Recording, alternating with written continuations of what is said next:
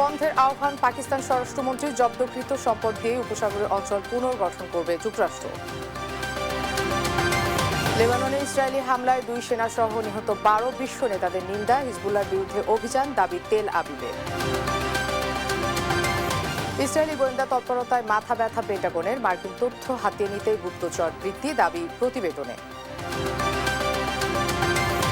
পারমাণবিক সক্ষমতা থেকে পিছু না হটার ঘোষণা উত্তর কোরিয়ার, 7 বছর পর কাল পিয়ংইয়ং যাচ্ছেন শি জিনপিং। এবং কঙ্গো ও উগান্ডায় ইবোলায় প্রাণ গেল আরও 20 জনের, নতুন আক্রান্ত প্রায় 500, মোকাবিলায় দরকার $518 মিলিয়ন।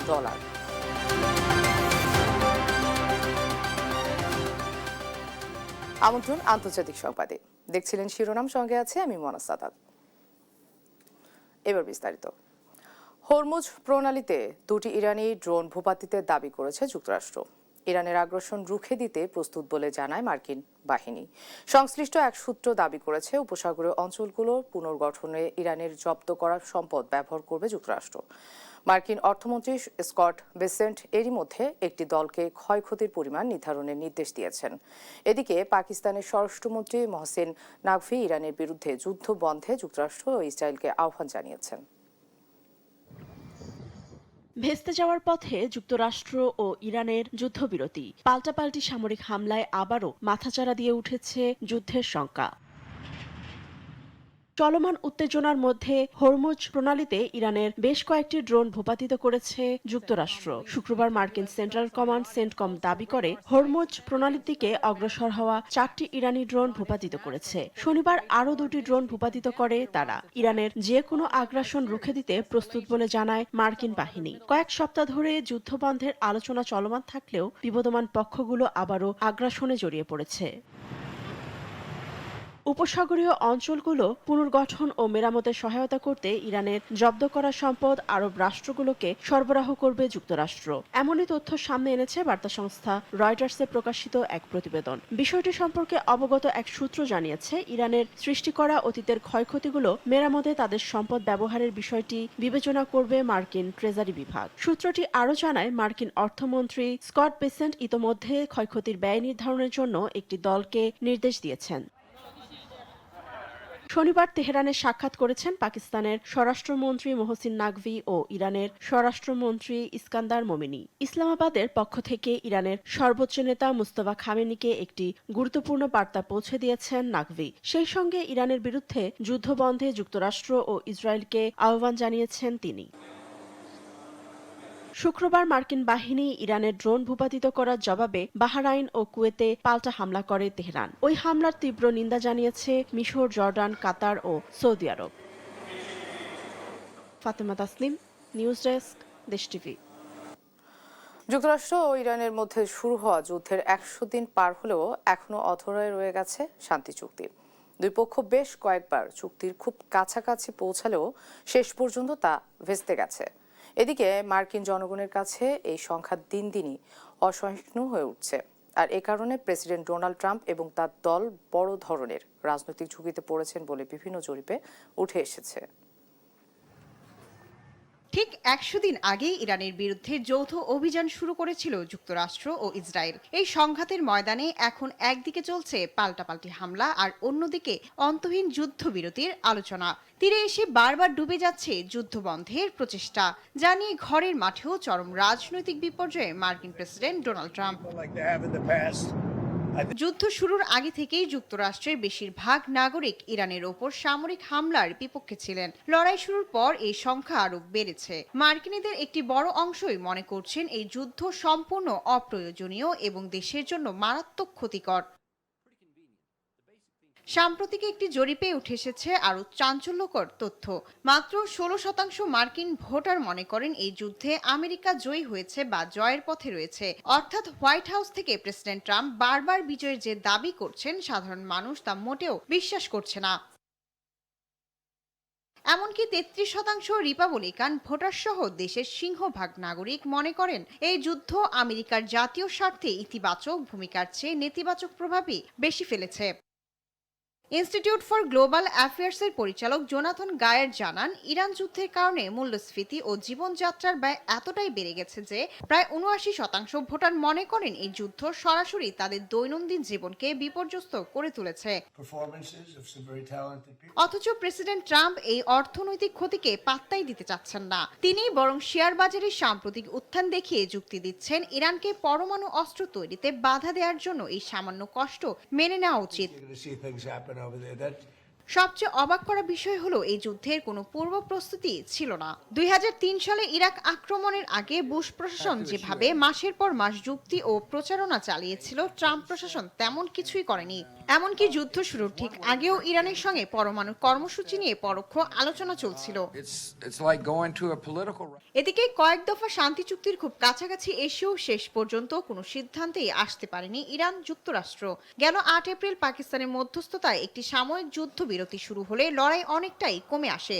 যুক্তরাষ্ট্রের পক্ষে এই আলোচনায় নেতৃত্ব দেন ভাইস প্রেসিডেন্ট জেডি ভ্যান্স এবং ইরানের পক্ষে ছিলেন দেশটির পররাষ্ট্রমন্ত্রী আব্বাস আরাগচি ও পার্লামেন্টের স্পিকার মোহাম্মদ বাঘের গালিবাফ। তবে এই আলোচনা সফল হতে পারেনি। এর পরপরই ওয়াশিংটন ইরানের বন্দরগুলোর ওপর নৌ অবরোধ আরোপ করলে পরিস্থিতি আরো জটিল হতে থাকে। পরমাণু লেবানন সহ বিভিন্ন ইস্যুতে বারবার ভেস্তে যেতে থাকে আলোচনা। সেই সঙ্গে হরমুজ প্রণালী নিয়ে সমঝোতায় আসতে পারেনি দুপক্ষ।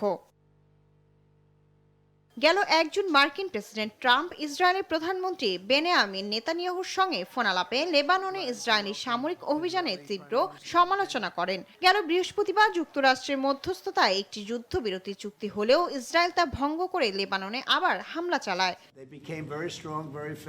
মূলত পরমাণু কর্মসূচি, হরমুজ প্রণালীর নিয়ন্ত্রণ এবং লেবাননে ইসরায়েলের অবিরাম হামলার কারণেই বারবার উদ্যোগ নেওয়ার পরও দুই দেশের শান্তি প্রক্রিয়া ভেস্তে যাচ্ছে। নিউজ ডেস্ক, দেশ টিভি। লেবাননের দক্ষিণাঞ্চলে ইসরায়েলি হামলায় দেশটির একজন ব্রিগেডিয়ার জেনারেল ও একজন ক্যাপ্টেন সহ নিহত হয়েছেন অন্তত ১২ জন। লেবাননের প্রেসিডেন্ট জোসেফ আউন এবং প্রধানমন্ত্রী নওয়াফ সালাম এই হামলার নিন্দা জানিয়েছেন। এদিকে ইসরায়েলি সেনাবাহিনী দাবি করেছে হামলাটি সক্রিয় যুদ্ধক্ষেত্রে চালানো হয়েছে। আরও জানায়, তাদের অভিযান লেবাননের সেনাবাহিনী নয়, হিজবুল্লাহর বিরুদ্ধে। হামলার নিন্দা জানিয়েছে সৌদি আরব, কাতার ও জর্ডান। বিকট শব্দে বিস্ফোরণ আর ধোঁয়ার কুণ্ডলী। লেবাননের আকাশে এমন দৃশ্য এখন নিত্যদিনের চিত্র। মার্কিন মধ্যস্থতায় যুদ্ধবিরতিতে সম্মত হলেও এক মুহূর্ত থেমে নেই লেবাননে ইসরায়েলি হামলা। শনিবার ইসরায়েলি হামলায় লেবাননের দক্ষিণাঞ্চলে সামরিক বাহিনীর একজন ব্রিগেডিয়ার জেনারেল ও ক্যাপ্টেন সহ নিহত হয়েছেন ১০ জনের বেশি মানুষ। লেবাননের সশস্ত্র বাহিনী জানায়, নাবাতিয়ে এলাকার কাফার তেবনিত ও খারদালির মধ্যবর্তী সড়কে একটি সামরিক গাড়িতে হামলায় নিহত হয়েছে ওই জেনারেল, ক্যাপ্টেন ও এক সেনা। লেবাননের সশস্ত্র বাহিনী এ হামলাকে আক্রমণাত্মক বলে অভিহিত করেছে। দেশটির প্রেসিডেন্ট জোসেফ আউন এ হামলাকে আন্তর্জাতিক আইনের চরম লঙ্ঘন বলে নিন্দা জানিয়েছেন। প্রধানমন্ত্রী নওয়াফ সালাম এটিকে জঘন্য অপরাধ হিসেবে বর্ণনা করেছেন। হামলার পরবর্তী এক বিবৃতিতে দেশটির সেনাবাহিনী জানায়, কমান্ডার জেনারেল রুডলফ হেইকাল পাকিস্তানের সেনাপ্রধানের সঙ্গে আলোচনার উদ্দেশ্যে রওনা হয়েছেন। এদিকে ইসরায়েলি সেনাবাহিনী বলছে, শনিবারের হামলাটি সক্রিয় যুদ্ধক্ষেত্রে চালানো হয়েছে। ওই অঞ্চল থেকে হিজবুল্লাহ কার্যক্রম পরিচালনা করছে বলে দাবি তাদের। এক বিবৃতিতে জানায়, অঞ্চলটিতে লেবাননের সেনাদের চলাচলের জন্য আইডিএফ এর সঙ্গে সমন্বয়ের নির্দেশ দেওয়া হয়েছে। ইসরায়েলি বাহিনী লেবাননের সেনাবাহিনীর বিরুদ্ধে নয়, বরং হিজবুল্লাহর বিরুদ্ধে অভিযান চালাচ্ছে। ইরানের পররাষ্ট্র মন্ত্রণালয়ের মুখপাত্র ইসমাইল বাঘাই বলেন, এ হত্যাকাণ্ড আবারও প্রমাণ করে লেবাননের ওপর নিজেদের আগ্রাসন প্রতিষ্ঠার চেষ্টা করছে ইসরায়েল। আঞ্চলিক দেশগুলোর মধ্যে সৌদি আরব, কাতার ও জর্ডান লেবাননে হামলার নিন্দা জানিয়েছে। ফাতেমা তাসনিম, নিউজ ডেস্ক, দেশ টিভি। অধিকৃত পশ্চিম তীরে ৭ মাসের শিশু ফাহাদকে গুলি করে হত্যা করেছে ইসরায়েলি সেনারা। বাবার হাত ভেদ করে মায়ের কোলে থাকা ফাহাদের গায়ে বিদ্ধ হয় গুলি। শুক্রবার হেব্রন শহরের তেল রুমায়দা এলাকায় এ ঘটনা ঘটে। শিশুটি তার মা বাবার সঙ্গে একটি গাড়িতে ছিল। সেনাদের নির্দেশ মেনে গাড়ি থামানোর পরও ওই পরিবারের গাড়িতে গুলি চালায় দখলদার বাহিনী। শিশুটির বাবা জানান, গুলিটি প্রথমে তার হাতে লাগে, পরে পেছনের সিটে মায়ের কোলে থাকা ফাহাদকে আঘাত করে। সে সময় গাড়িতে মা ও ১১ বছর বয়সী আর এক সন্তানও ছিল। যুক্তরাষ্ট্রে ইসরায়েলের গোয়েন্দা তৎপরতা মারাত্মক পর্যায়ে পৌঁছেছে। এমন পরিস্থিতিতে সতর্কতা বাড়িয়েছে পেন্টাগনের প্রতিরক্ষা গোয়েন্দা সংস্থা ডিআইএ। এনবিসি নিউজ ও দ্য নিউ ইয়র্ক টাইমসের প্রতিবেদনে উঠে এসেছে এমনই চাঞ্চল্যকর তথ্য। ইরানের প্রতি যুক্তরাষ্ট্রের দৃষ্টিভঙ্গি নজর রাখতে এমন গুপ্তচর বৃত্তি। যুক্তরাষ্ট্রের দীর্ঘদিনের কৌশলগত মিত্র ইসরায়েলের আগ্রাসী গোয়েন্দা তৎপরতায় এবার আতঙ্কে খোদ মার্কিন কর্মকর্তারা। ইরানের সঙ্গে চলমান উত্তেজনা ও যুদ্ধবন্ধের আলোচনার মধ্যেই তেল আবিবের গুপ্তচর বৃত্তি নিয়ে উদ্বিগ্ন পেন্টাগন।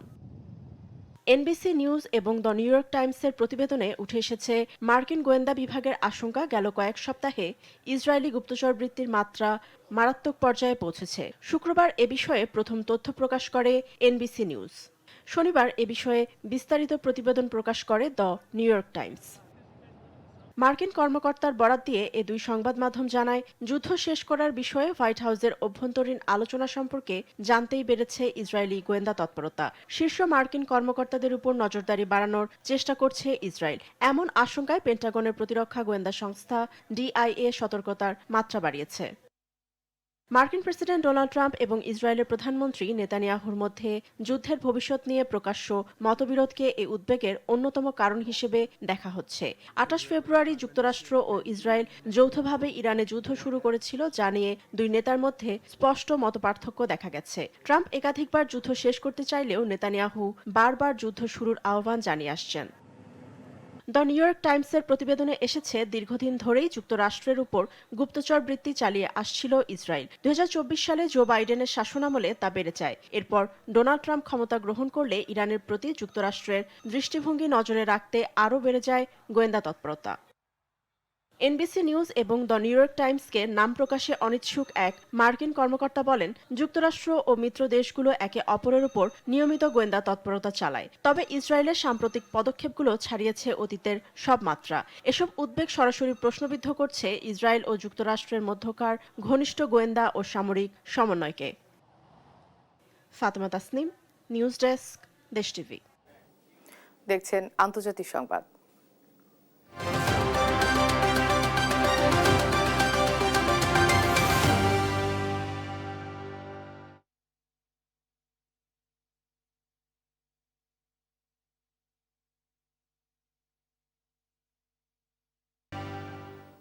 দেখছেন আন্তর্জাতিক সংবাদ। উত্তর কোরিয়া কখনোই পারমাণবিক সক্ষমতা থেকে পিছু হটবে না। যুক্তরাষ্ট্রের পারমাণবিক নিরস্ত্রীকরণ বিষয়ক বক্তব্যের প্রতিক্রিয়ায় একথা বলেছেন দেশটির সর্বোচ্চ নেতা কিম জং উনের ছোট বোন কিম ইয় জং। চীনা প্রেসিডেন্টের সফরের ঠিক আগে আগে এমন দাবি পিয়ংইয়ং এর। প্রায় ৭ বছর পর জিনপিং এর এই সফরকে খুবই তাৎপর্যপূর্ণ হিসেবে দেখছেন বিশ্লেষকরা। বর্তমানে রাশিয়ার বাইরে চীন একমাত্র দেশ যাদের সঙ্গে উত্তর কোরিয়ার মিত্রতার সম্পর্ক। সর্বশেষ ২০১৯ সালে পিয়ংইয়ং সফর করেছিলেন চীনের প্রেসিডেন্ট শি জিনপিং। ২০০৫ সালে সাবেক চীনা প্রেসিডেন্ট হু জিনতাওয়ের সফরের পর সেটাই ছিল কোনো চীনা নেতার প্রথম উত্তর কোরিয়া সফর। ৮ জুন রোববার প্রায় ৭ বছর পর আবার পিয়ংইয়ং যাচ্ছেন দেশটির রাষ্ট্রপ্রধান। সাম্প্রতিক বছরগুলোতে যেখানে শি জিনপিং এর বিদেশ সফরের সংখ্যা নাটকীয়ভাবে কমেছে, উল্টো ট্রাম্প, পুতিন সহ বিশ্বের প্রভাবশালী নেতারা নিজে থেকেই বেইজিং সফর করছেন। এমন পরিস্থিতিতে চীনা প্রেসিডেন্টের উত্তর কোরিয়া সফরকে অত্যন্ত তাৎপর্যপূর্ণ হিসেবে দেখছেন আন্তর্জাতিক বিশ্লেষকরা। বিশেষজ্ঞদের মতে রাশিয়া ও উত্তর কোরিয়ার ক্রমবর্ধমান ঘনিষ্ঠতাই শি জিনপিং এর এই সফরে প্রভাবিত করেছে। ২০২২ সালে ইউক্রেন যুদ্ধ শুরু হওয়ার পর থেকে মস্কো ও পিয়ংইয়ং এর মধ্যকার সমীকরণ অনেকটাই বদলে গেছে। উত্তর কোরিয়া বর্তমানে রাশিয়াকে বিপুল পরিমাণ অস্ত্র, গোলা বারুদ এবং সৈন্য সরবরাহ করছে। এর বিনিময়ে মস্কোর কাছ থেকে তারা মোটা অঙ্কের অর্থ ও অত্যন্ত সংবেদনশীল সামরিক প্রযুক্তি পাচ্ছে বলে ধারণা করা হচ্ছে। ঐতিহাসিকভাবেও চীন ও উত্তর কোরিয়ার বাণিজ্য সম্পর্ক গভীর। উত্তর কোরিয়ার ৯৫% ব্যবসায়ী চীন নির্ভর, কিন্তু রাশিয়ার সাথে নতুন সামরিক ও অর্থনৈতিক সম্পর্কের কারণে উত্তর কোরিয়ার ওপর চীনের একক প্রভাব কিছুটা শিথিল হতে শুরু করেছে। বিশ্লেষকরা বলছেন পারস্পরিক প্রতিরক্ষা চুক্তি থাকলেও পিয়ংইয়ং এর হাতে নতুন ও উন্নত সামরিক প্রযুক্তি আসুক তা বেইজিং চায় না। চীন মনে করে উত্তর কোরিয়া সামরিকভাবে অতিরিক্ত শক্তিশালী হয়ে উঠলে তা কোরিয়া উপদ্বীপের স্থিতিশীলতা ও ক্ষমতার ভারসাম্য নষ্ট করতে পারে। এই পরিস্থিতিতে দক্ষিণ কোরিয়া আশা করছে শি জিনপিং এর এই সফর ওই অঞ্চলের উত্তেজনা প্রশমনে এবং সম্পর্কে উন্নয়নে একটি গঠনমূলক ভূমিকা রাখবে। ধারণা করা হচ্ছে এই বৈঠকে মার্কিন প্রেসিডেন্ট ডোনাল্ড ট্রাম্পের সঙ্গে উত্তর কোরিয়ার নেতার সম্ভাব্য বৈঠক নিয়েও আলোচনা হতে পারে। এদিকে শিয়ের সফরে ঠিক আগে পারমাণবিক অস্ত্র সমৃদ্ধ রাষ্ট্রের মর্যাদা থেকে উত্তর কোরিয়া কখনোই পিছু হটবে না বলে জানিয়েছে দেশটির সর্বোচ্চ নেতা কিম জং উনের বোন কিম ইয়ো জং। কোনো হুমকি সহ্য করা হবে না বলে সতর্কও করেন তিনি। গেল সপ্তাহে নতুন পারমাণবিক অস্ত্র তৈরির কারখানা পরিদর্শন করেন কিম জং উন। সেখানে তিনি জানান 5 বছরে উত্তর কোরিয়ার পারমাণবিক সক্ষমতা দ্বিগুণেরও বেশি বেড়েছে। নিউজ ডেস্ক, দেশ টিভি। যুক্তরাষ্ট্রের ওহাইওর টলেডোতে এক ফেস্টিভ্যালে গোলাগুলির ঘটনা ঘটেছে। এ সময় 2 বন্দুকধারীর হামলায় গুলিবিদ্ধ হন অন্তত 12 জন। আহত 2 জনের অবস্থা আশঙ্কাজনক। কর্তৃপক্ষ জানায় স্থানীয় সময় শনিবার বিকেল 5:30টার দিকে টলেডোর ওই ফেস্টিভ্যালে কয়েকশো লোক উপস্থিত ছিলেন। সন্দেহভাজনদের ধরতে চলছে তল্লাশি বলে জানিয়েছেন পুলিশ, তবে এখনও কাউকে গ্রেপ্তার করা যায়নি। গান ভায়োলেন্স আর্কাইভ ওয়েবসাইটের মতে টলেডোর ঘটনা ছাড়াও এবছর মার্কিন যুক্তরাষ্ট্রে 171টি গোলাগুলির ঘটনা ঘটেছে।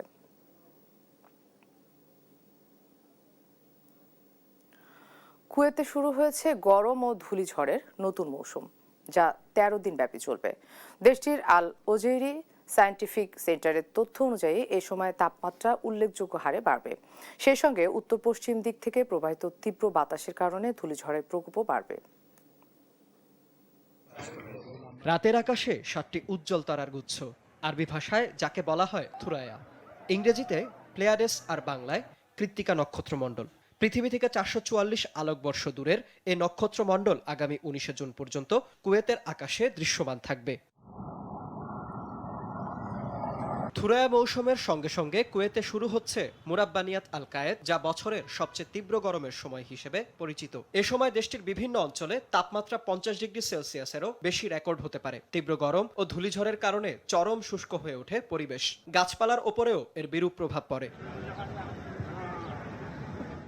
এদিকে শ্রমিকদের স্বাস্থ্য ও নিরাপত্তার কথা বিবেচনা করে কুয়েত সরকার প্রতি বছরের মতো এবারও এ সময় উন্মুক্ত স্থানে কাজের ওপর বিশেষ নিষেধাজ্ঞা আরোপ করেছে। সে অনুযায়ী জুন থেকে অগাস্ট এই 3 মাস প্রতিদিন সকাল 11টা থেকে বিকেল 4টা পর্যন্ত খোলা আকাশের নিচে কাজ করা যাবে না। এই সময়টাতে প্রচুর পরিমাণে তাপদাহ থাকে।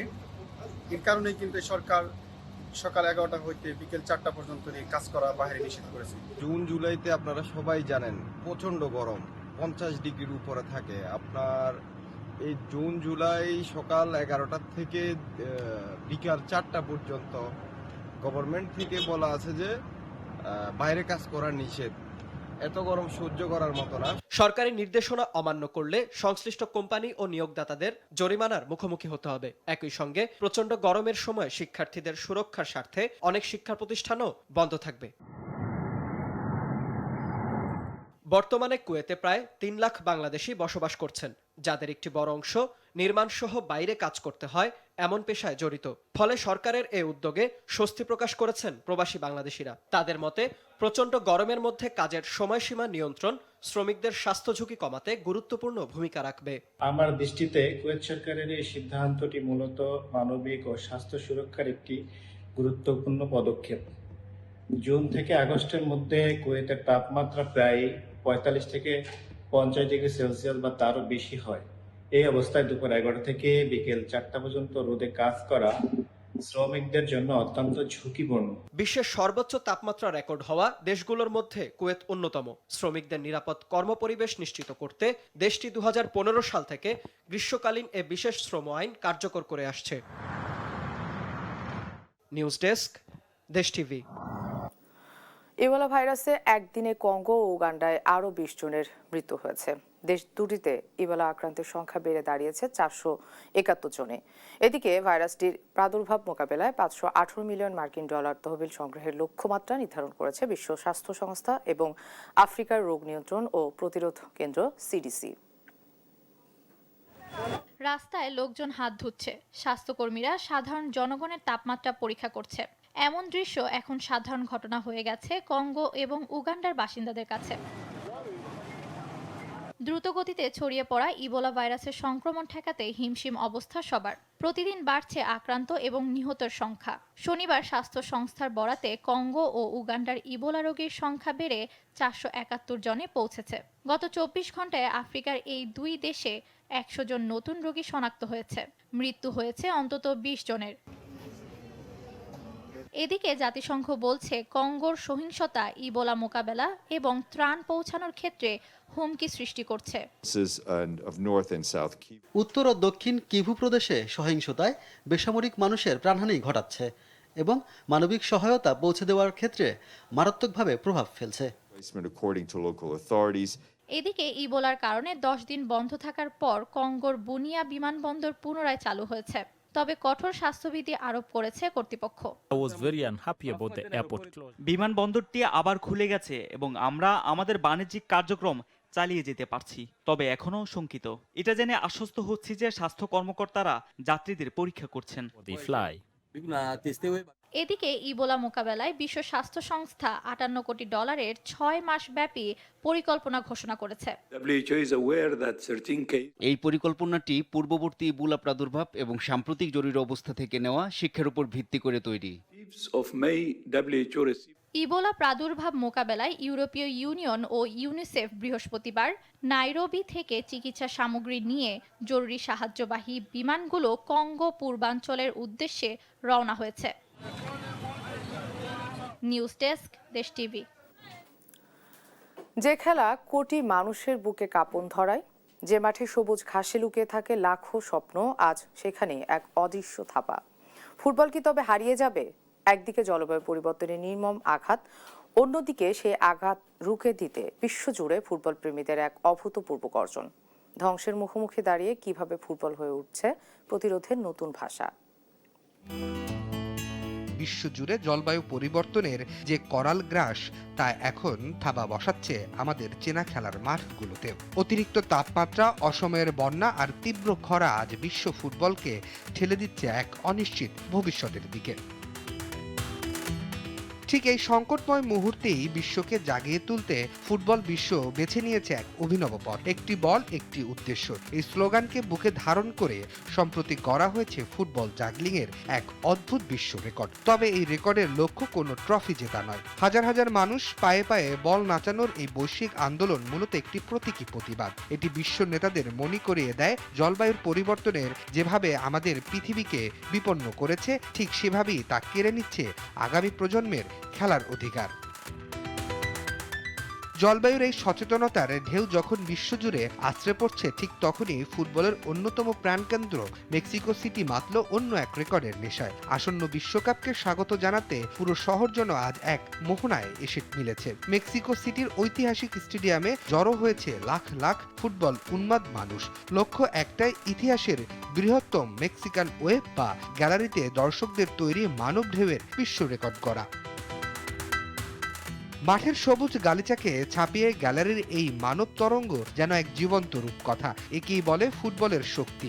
মেক্সিকোর এই ঐতিহাসিক প্রচেষ্টা কেবল একটি রেকর্ড নয়, এটি বিশ্বকাপের আরও পুরো বিশ্বকে মেক্সিকান ফুটবল সংস্কৃতির এক দুরন্ত ট্রেইলার দেখায়। একদিকে পরিবেশ বাঁচানোর জন্য পায়ে পায়ে বল জাগলিং, অন্যদিকে ফুটবলকে উদযাপনের জন্য গ্যালারিতে মানুষের হাতের ঢেউ। মেক্সিকো সিটি আজ বিশ্বকে দেখালো কিভাবে খেলাধুলার মঞ্চকে সামাজিক পরিবর্তনের হাতিয়ার বানানো যায়। ফুটবল শুধু বিনোদন নয়, ফুটবল সচেতনতার ভাষা, ফুটবল একতার প্রতীক। রাশেদ অমিত, দেশ টিভি, স্পোর্টস ডেস্ক। এই ছিল এখনকার আন্তর্জাতিক সংবাদ। পরের বুলেটিন দেখার আমন্ত্রণ রইল। ধন্যবাদ সবাইকে।